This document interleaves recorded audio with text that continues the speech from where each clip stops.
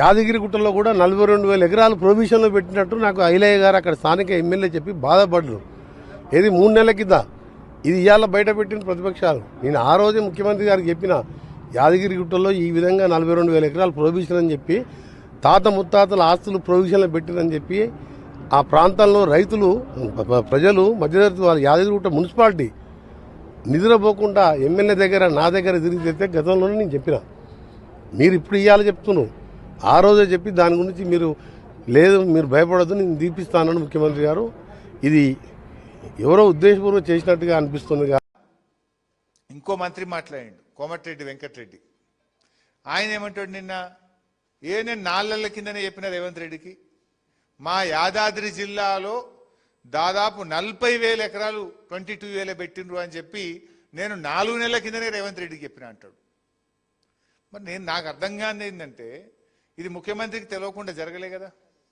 స్వయంగా కోమటిరెడ్డి వెంకటరెడ్డి ఒక మంత్రి గారే చెప్తుండు 4 నెలల కిందనే నేను రేవంత్ రెడ్డికి చెప్పిన మా యాదాద్రి జిల్లాలో 40,000 ఎకరాలు ప్రావిబిషన్లో పెట్టిండ్రు 22,000 పెట్టిండ్రు అన్నాడు.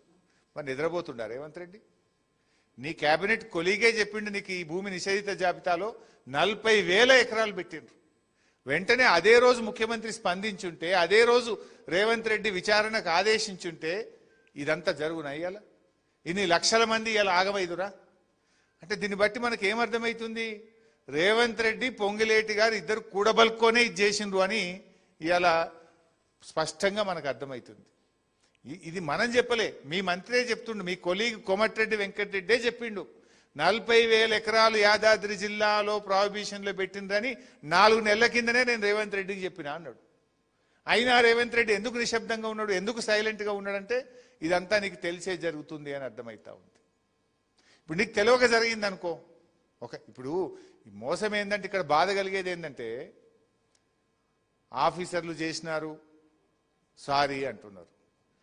ఒక ఆఫీసర్కి ఇంత ధైర్యం ఉంటుందా?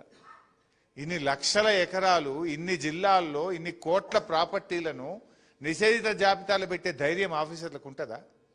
రేవంత్ రెడ్డి గారు చీటికి మాటికి చిన్న చిన్న దానికే విజిలెన్స్ ఎంక్వైరీ అంటాడు, సిఐడి ఎంక్వైరీ అంటాడు. మరి దీని మీద ఎందుకు ఎంక్వైరీ చేస్తలేవు? విజిలెన్స్ ఎంక్వైరీ సిఐడి ఎంక్వైరీ చేసి దీన్ని బయటకు తీయాలి కదా. ఎందుకు ఏ ఎంక్వైరీ ఆదేశిస్తలేవు? కోట్లాది మంది ప్రజలు ఇలా నిద్ర లేకుండా చేసినావు నువ్వు. ఈ తమ్ముడు చెప్పిండు కదా ఇప్పుడు పాపం రాజేషు, ఇంకొక తమ్ముడు శ్రీనివాసు, వాళ్ళ పరిస్థితి ఏందో మనం చూసినాం. ఇంట్లో ఆడోళ్ళు పరిశాన్ చేస్తుండ్రు, ఇదెందుకు కొన్నవని లొల్లి పెడుతుండ్రు అంటుండ్రు శ్రీనివాస్. అంటే ఎన్ని కుటుంబాలు ఎంత టెన్షన్ పడుతున్నాయి. రేవంత్ రెడ్డి నిజంగా నీకు సంబంధం లేకపోతే తక్షణమే పొంగులేటి శ్రీనివాసరెడ్డి బర్తరఫ్ చేయి.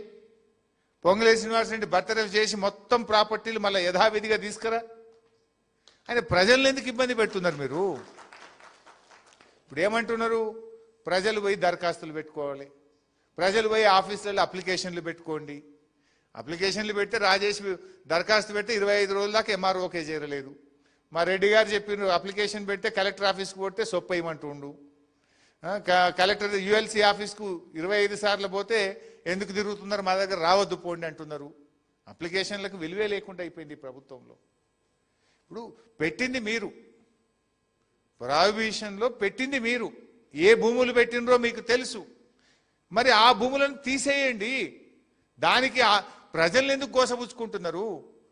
ప్రజలు వాళ్ళ వ్యాపారాలు ఆఫీసులకు పోకుండా ప్రభుత్వ కార్యాలయాల చుట్టూ తిరుగుడెందుకు, ఈ లంచాలు ఎందుకు, ఈ పర్సెంటేజ్లు ఎందుకు, ఈ కమిషన్లు ఎందుకు, ప్రజలను ఎందుకు కోసపుచ్చుకుంటున్నారు?